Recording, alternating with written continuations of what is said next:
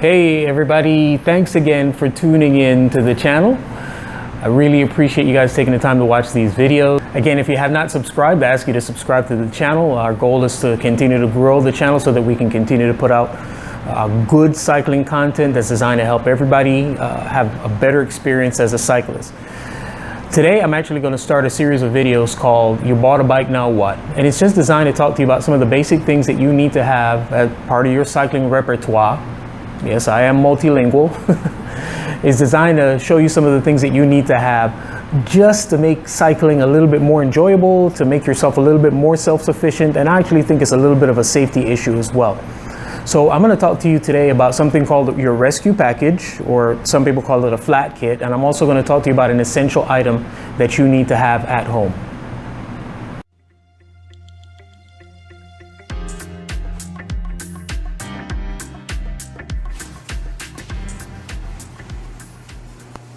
All right, so let's get right into it.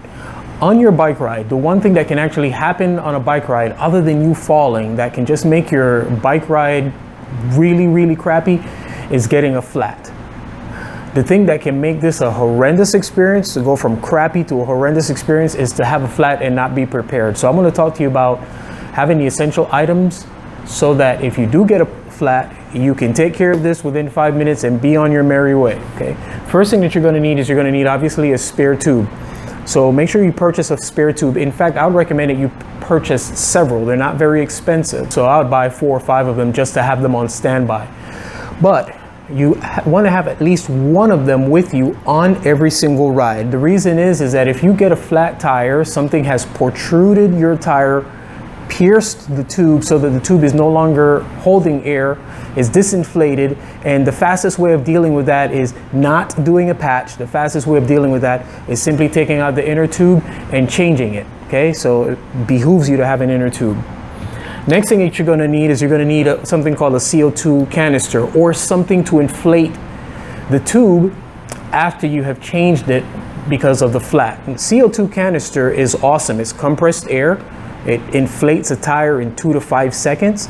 And so you're going to need a CO2 canister. You're also going to need the CO2 canister nozzle, or the adapter that allows you to plug the CO2 canister onto your wheel and inflate the tire really fast.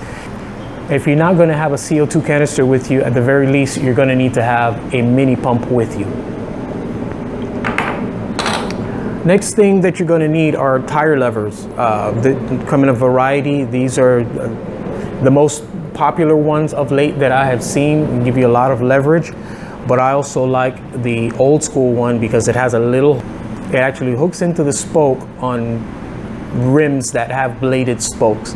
So I keep one of these with me. This is designed to pry the tire off of the rim so that you can get to the inner tube to change it. Okay, very handy tool.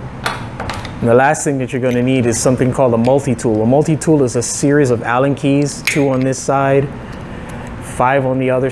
And they're designed to be able to loosen and tighten pretty much all of the bolts that are on your bike. Little known fact about a multi-tool or Allen keys is you can actually break down and reassemble 95% of your bike just with an Allen key. I build my bikes, and this is the tool that I use the most. Okay. So it's very handy to have on the road in the event of an emergency. You just never know what's going to happen. You could be out there riding, your saddle starts going down, get off your bike. There's a little bolt an adjustment bolt that loosens and tightens it, raise your saddle back up to the level that it needs to be, tighten the bolt back. Your handlebars could slip forward or backwards, or any number of things could happen. Something could feel loose after your bike has been assembled. It's good to have a set of Allen keys to be able to take care of that. Okay, very essential tool, probably my favorite cycling tool. Next are lights. Rear light. Sorry if this is annoying, but the light attaches to your bike via this little bungee cord type of thing with a little hook, and it's a safety issue. Even if you're not riding at night, I highly recommend that you have a rear light with you that flashes and is very bright. Same thing, make sure you have a front light. These have different modes. Even in the daytime, it's a good idea to use one of these. The more that you can be seen, the better. Visibility in cycling sometimes is the name of the game. All of these items can actually fit inside of a saddlebag that you place underneath your saddle for convenience. Many of these items actually fit inside of a jersey pocket. I have a little pouch. I have a little pouch that I use. I'm able to get everything in there except for the spare tube, and I fit it into my center jersey pocket. Yes, because I ride without a saddlebag. Last item that you're going to need is a floor pump. Please don't laugh at the condition of my floor pump. I bought this floor pump back in the year 2000, so it's been with me for about 20 years. It has never malfunctioned, never not inflated my tires, never given me a funky reading. It's been with me through thick and thin. Don't skimp on a floor pump. Make sure you get yourself a quality floor pump. And by that I mean, don't go to a big box store to purchase your floor pump. Go to your bike store and purchase a quality floor pump. The difference is, number one, the accuracy of the gauge, the versatility of the adapter. This adapts to a Schrader valve and a Presta valve without me doing anything. And most importantly, it's powerful, meaning that inflating my tires is not an aerobic workout.